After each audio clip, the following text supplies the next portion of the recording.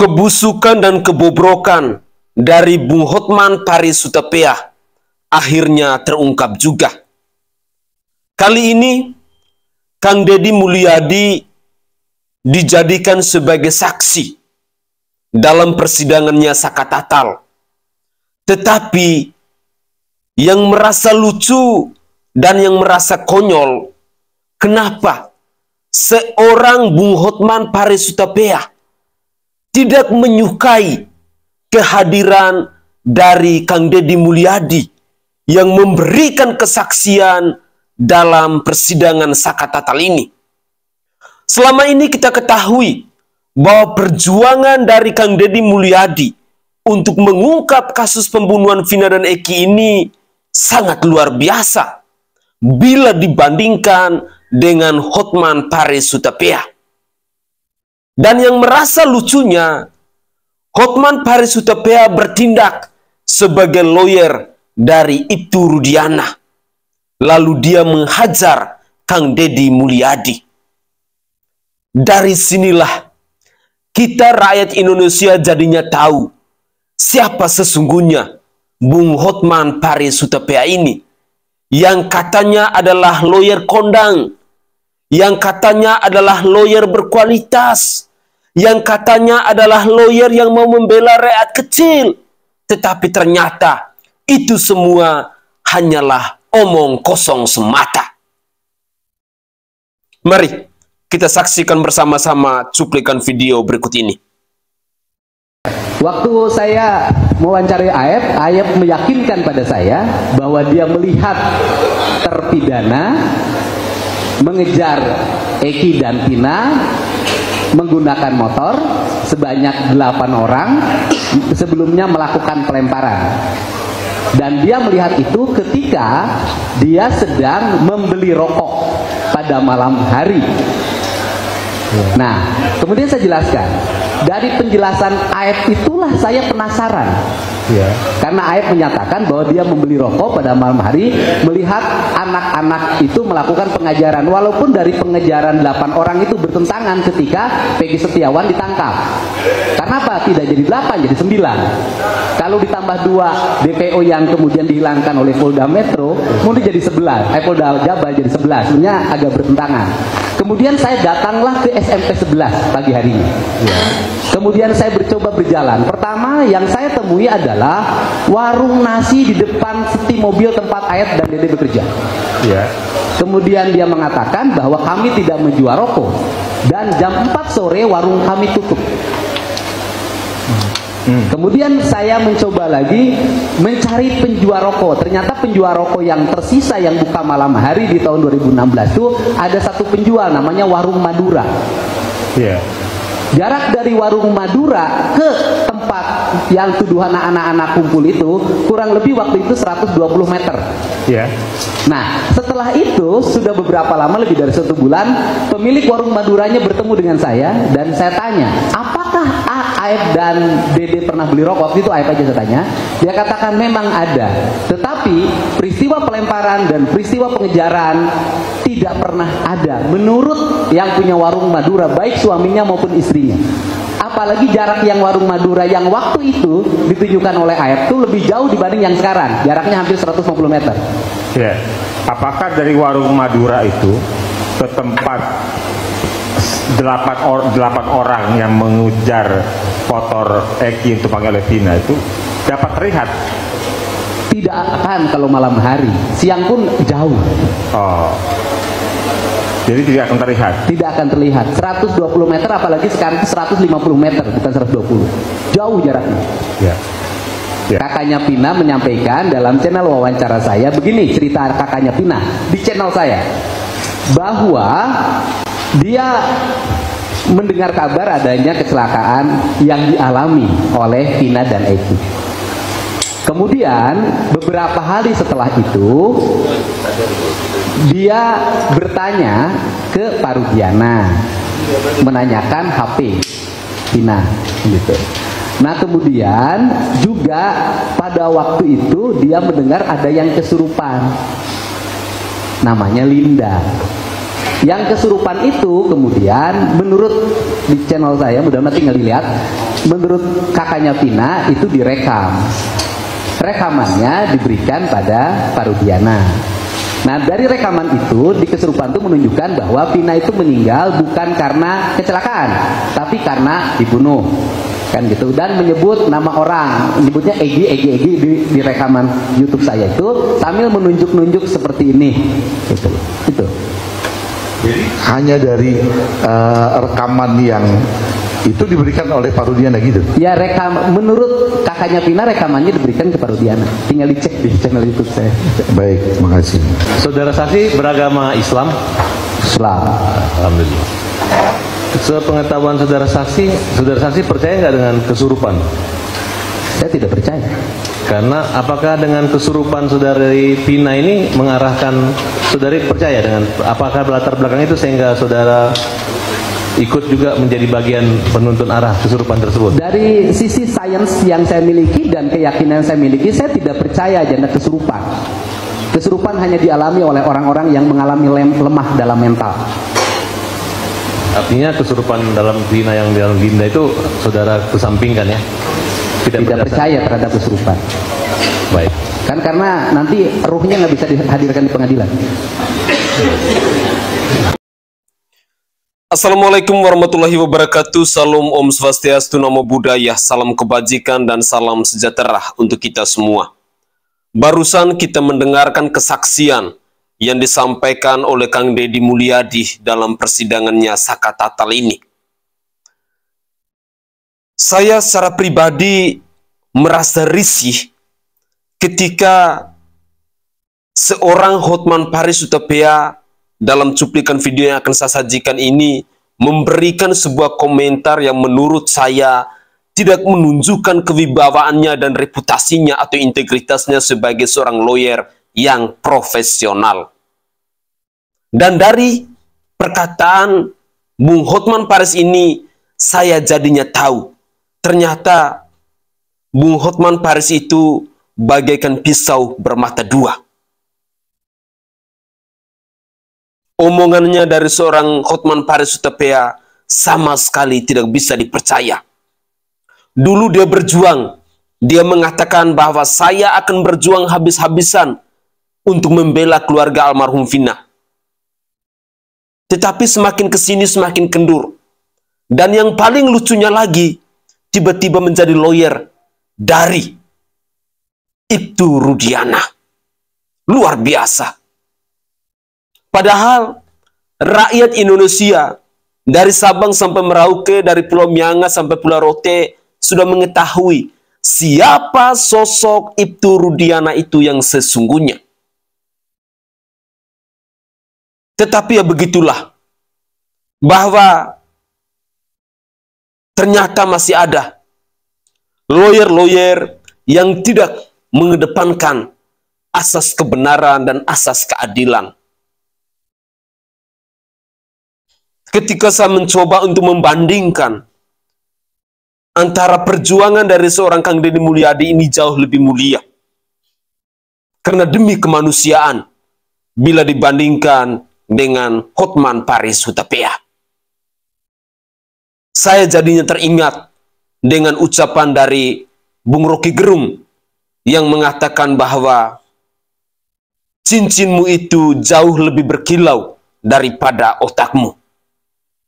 Sungguh, inilah kenyataan yang bisa kita saksikan bersama-sama dalam peristiwa, dalam kasus pembunuhan Vina dan Eki ini. Mari kita dengarkan bersama-sama komentar dari Hotman Paris Hutapea, dan tidak lupa juga saya akan menyajikan beberapa cuplikan video terkait dengan komentar dari netizen Indonesia dalam menanggapi pernyataan yang disampaikan oleh Hotman Paris yang tidak terima dengan kehadiran Kang Deddy Mulyadi yang berjuang demi kemanusiaan, yang berjuang menyuarakan kebenaran demi menegakkan keadilan sosial bagi seluruh rakyat Indonesia, dan terlebih khususnya kepada 7 terpidana lainnya yang saat ini masih mendekap di balik jeruji besi itu. Mari kita cek videonya. Deddy Mulyadi, aku juga bingung itu orang, ya. Kok ngapain dia maju ke persidangan? Dia kan bukan saksi. Sudah cukup lah, dia udah populer, mudah-mudahan cepat terpilih nanti apa calon apa? Nah, udah cukup lah kampanye, udah cukup lah Mas, ya. Udah selesai lah itu, janganlah terus-terusan itu berlanjut terus ya. Anda tidak memenuhi syarat sebagai saksi kok, ya. Oke, kalau kalah populer, Anda masih kalah sama gua populernya, oke? Deddy Mulyadi, aku juga bingung itu orang, ya. Kok ngapain dia maju ke persidangan? Dia kan bukan saksi. Sudah cukup lah, dia udah populer, mudah-mudahan cepat terpilih nanti apa calon apa? Nah, udah cukup lah kampanye, udah cukup lah Mas, ya. Udah selesai lah itu, janganlah terus-terusan itu berlanjut terus ya. Anda tidak memenuhi syarat sebagai saksi kok, ya. Oke, kalau kalah populer, Anda masih kalah sama gua populernya, oke? Kalau nggak salah ingat, bukannya Abang Hotman dulu nyari-nyari Rudiana dan kemudian nyuruh-nyuruh Rudiana untuk berani muncul, tapi nggak muncul-muncul kan?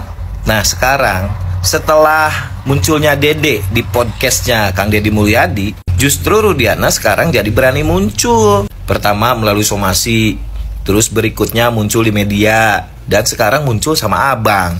Harusnya Abang gak usah bingung mengenai posisi Kang Deddy Mulyadi. Harusnya makasih dong Bang.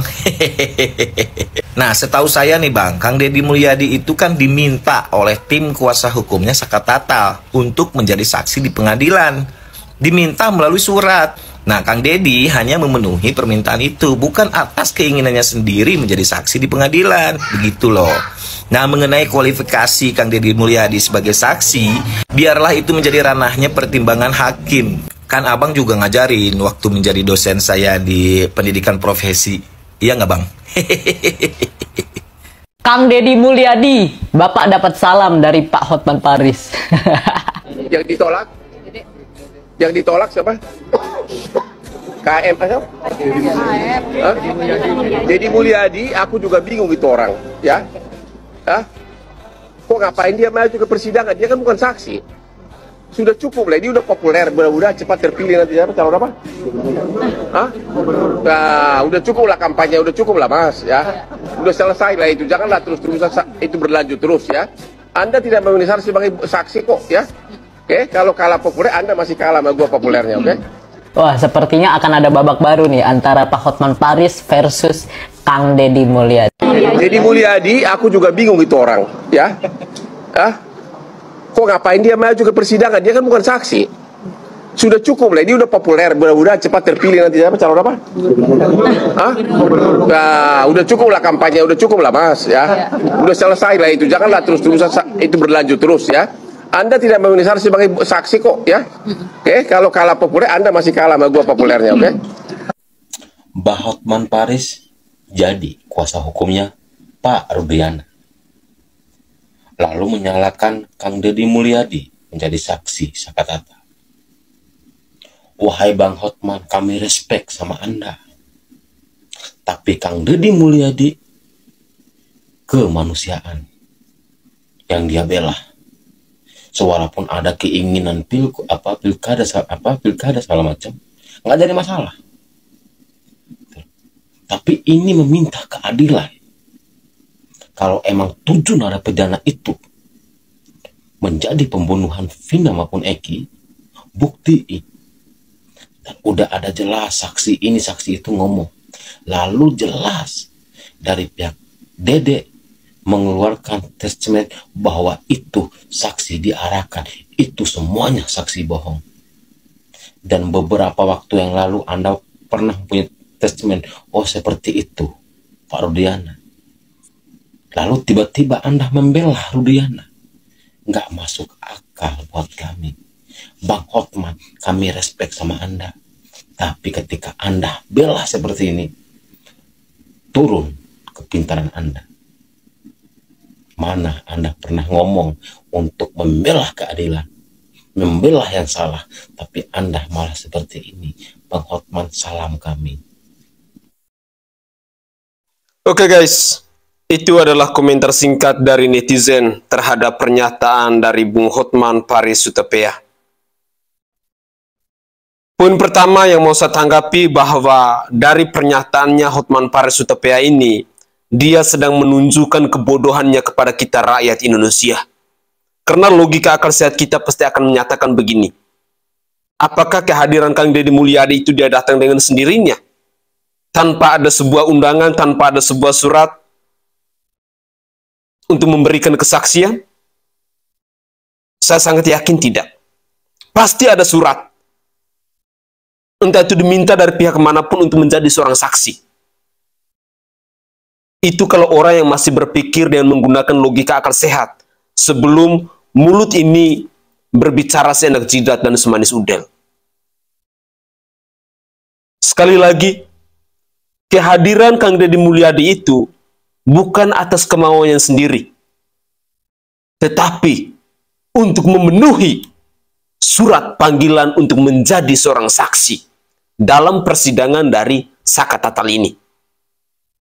Lalu pada poin yang kedua, ketika Hotman Paris Hutapea tiba-tiba menjadi lawyer dari seorang Ibtu Rudiana, disinilah kita rakyat Indonesia jadinya tahu bahwa seorang Hotman Paris Hutapea bukan seorang lawyer sejati, tetapi lawyer yang tidak konsisten, lawyer yang pelin-pelan, lawyer yang tidak menepati janji.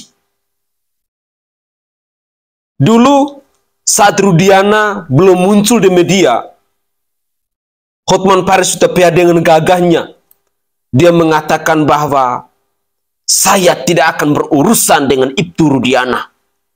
Ayolah Rudiana, muncullah ke publik dan lain sebagainya. Tetapi hari ini Rudiana itu muncul, dan Rudiana itu muncul bukan dengan sendirinya, tetapi atas perjuangan keras dari seorang Deddy Mulyadi lewat kesaksiannya si Dede, bahwa yang membuat sandiwara, yang membuat kesaksian palsu, otak semuanya itu adalah Aep dan Ibtu Rudiana. Setelah kesaksian Dede ini, tiba-tiba Kang Deddy Mulyadi, Dede dan Liga Akbar disomasi oleh pengecaranya yang bernama Pitra dan Elsa dari Ibtu Rudiana ini. Tidak lama kemudian muncullah sandiwara di atas kuburan yang katanya itu adalah kuburan dari almarhum Eki. Diliput oleh media TV One, dan yang hadir di situ adalah Ibtu Rudiana bersama si Pitra yang adalah lawyer. Tidak ada hujan, tidak ada angin. Tiba-tiba Hotman Paris muncul sebagai lawyer dari Ibtu Rudiana. Bang, di manakah harga dirimu? Di manakah janji-janjimu? Di manakah nilai konsistensi yang kau tunjukkan kepada kami rakyat Indonesia bahwa engkau adalah seorang lawyer profesional? Inikah bukti bahwa Anda adalah seorang lawyer kondang? Kehadiran Bapak untuk menjadi lawyer dari Ibtu Rudiana telah menurunkan kualitas dari seorang Hotman Paris Hutapea. Di mata saya yang rakyat jelata, Bapak itu ibarat seperti pisau yang bersisi dua, atau ular yang berkepala dua. Sungguh, saya sebagai rakyat jelata tidak pernah menyangka ternyata seorang lawyer yang bernama Hotman Paris Hutapea punya kelakuan seperti ini.